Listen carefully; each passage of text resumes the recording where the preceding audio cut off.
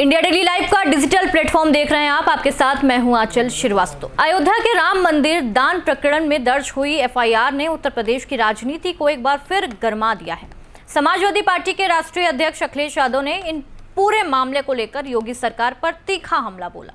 उनका ये कहना है कि जांच सिर्फ दिखावे की होती है, छोटी मछलियां पकड़ी जाएंगी लेकिन जो बड़ी मछलियां बैठी हैं, जो आला अधिकारी बैठे हैं, वो नहीं पकड़े जाएंगे। और आखिर क्या है ये पूरा मामला, आइए पहले ये समझ लेते हैं।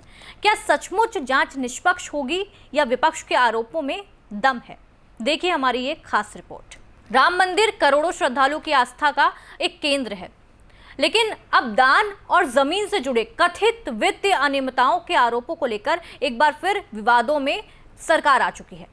श्री राम जन्मभूमि तीर्थ क्षेत्र ट्रस्ट से जुड़े कथित दान प्रकरण में दर्ज एफआईआर के बाद सियासत तेज हो गई है, सियासत गर्मा गई है। विपक्ष लगातार सरकार और जांच एजेंसियों की निष्पक्षता पर सवाल उठा रहा है और इसी बीच समाजवादी पार्टी के अध्यक्ष अखिलेश यादव ने एक ऐसा बयान दिया जिसने पूरे राजनीतिक माहौल को गर्मा दिया है।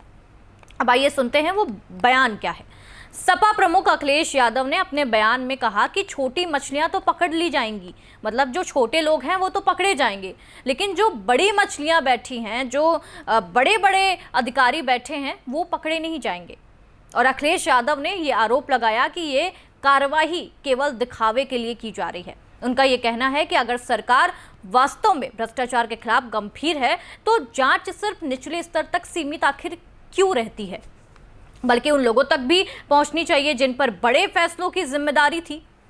अखिलेश यादव ने कहा कि जब भी किसी बड़े घोटाले या वित्तीय गड़बड़ी की जांच होती है तो अक्सर छोटे अधिकारी और कर्मचारी पकड़ लिए जाते हैं, जिनका कुछ कसूर भी नहीं होता वो भी पकड़ा दिए जाते हैं, लेकिन जो बड़े अधिकारी हैं वो पकड़ में नहीं आते और कर्मचारियों पर कार्रवाई कर दी जाती है, जबकि बड़े और प्रभावशाली लोग जांच के दायरे से बाहर हो जाते हैं।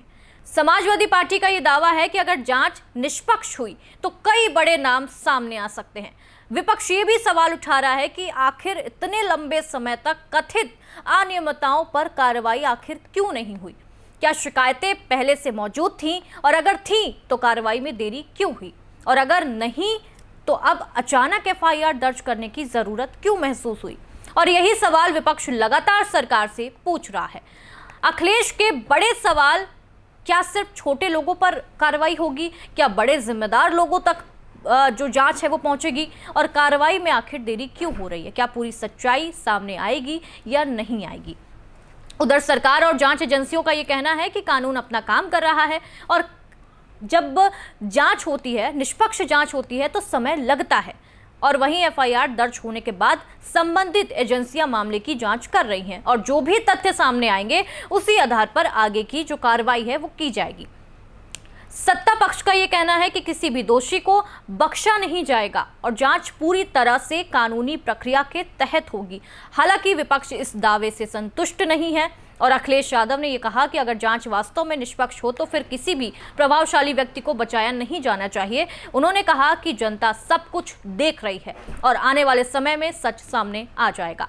अखिलेश का ये दावा है कि सिर्फ छोटे लोगों पर कार्रवाई कर देने से भ्रष्टाचार खत्म नहीं होगा। जो बड़े लोग हैं, क्या उन तक जांच पहुंचेगी? और यही सबसे बड़ा सवाल है।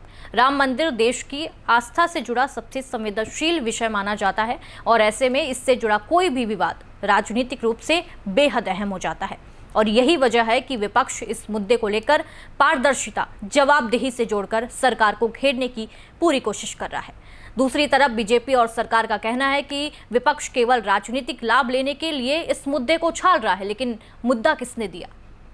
राजनीतिक विश्लेषज्ञों की माने तो ये विवाद केवल कानूनी नहीं बल्कि राजनीतिक भी बन चुका है और एक और सरकार भ्रष्टाचार के खिलाफ जीरो टॉलरेंस की नीति की बात कर रही है तो दूसरी ओर विपक्ष निष्पक्ष जांच की मांग कर रहा है। यानी जांच एजेंसियों पर अब दोहरी जिम्मेदारी है, एक तरफ सच्चाई सामने लाना और दूसरी तरफ जनता का भरोसा कायम रखना। आपको ये भी बता दें कि आने वाले दिनों में इस पूरे मामले में कई और खुलासे हो सकते हैं। अगर जांच का दायरा बढ़ता है तो कई नए नाम भी सामने आ सकते हैं।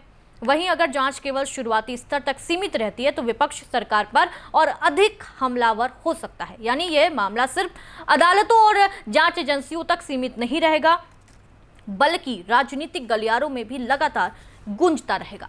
राम मंदिर जैसे संवेदनशील विषय से जुड़ा ये मामला अब क्या रुख लेता है, किस तरीके से पलटवार होते हैं और क्या कुछ होता है, इसकी अपडेट जानने के लिए आप हमारे साथ बने रहिएगा और इंडिया डेली लाइव को सब्सक्राइब कर लीजिए और लाइक ज़रूर करिएगा। नमस्कार।